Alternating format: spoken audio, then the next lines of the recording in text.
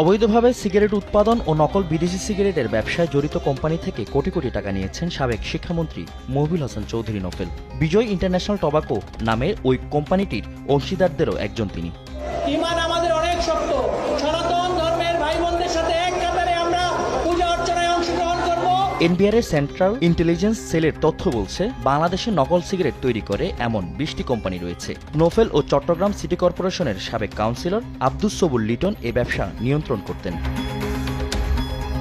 প্রতিবেদনে বলা হয়, লিটনের তামাক ব্যবসায় নিয়োগ করেছিলেন নোফেল। লাইসেন্স ছিল লিটনের নামে। এনবিআর এর অনুসন্ধানে দেখা যায়, লিটনের কারখানায় ইজি ও ওরিসের মতো জনপ্রিয় ব্র্যান্ডের নকল সিগারেট তৈরি করা হতো। এই ব্যবসা থেকে যে আয় হতো তার একটি অংশ প্রিমিয়ার ইউনিভার্সিটির অ্যাকাউন্টে জমা হতো।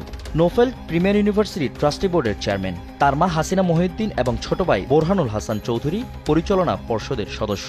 ষড়যন্ত্রকারীরা অস্থিতিশীল পরিস্থিতি সৃষ্টি করতে চায়। গত মাসের শেষের দিকে 111 পৃষ্ঠার একটি তদন্ত প্রতিবেদন জমা দিয়েছেন তদন্ত প্রধান।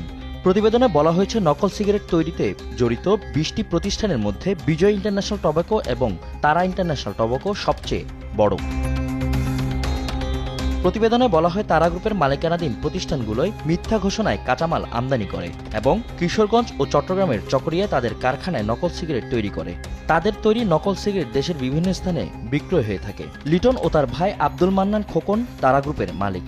কোম্পানিটির নিরীক্ষা প্রতিবেদনে 2020 সালের জুলাই থেকে 2024 সালের জুন পর্যন্ত 48 কোটি টাকার পণ্য বিক্রয় হওয়ার তথ্য দেখায়। তবে এর প্রকৃত অঙ্ক 802 কোটি টাকা বলে এনবিআর এর সেন্ট্রাল ইন্টেলিজেন্স সেল প্রমাণ পেয়েছে।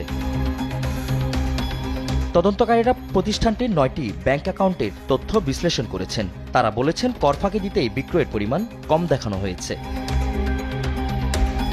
এ বিষয়ে চেষ্টা করেও নোফেলের বক্তব্য পাওয়া যায়নি। ছাত্র জনতার অভ্যুত্থানে শেখ হাসিনা সরকারের পতনের পর তিনি কোথায় আছেন সে ব্যাপারেও খোঁজ পাওয়া যাচ্ছে না। তবে অনেকেই বলছেন, দেশ ছেড়ে পালিয়েছেন তিনি। জুলাই বিপ্লবে হত্যা নিপীড়নের অভিযোগে তার বিরুদ্ধে মামলাও হয়েছে। নিউজ ডেস্ক, দেশ টিভি।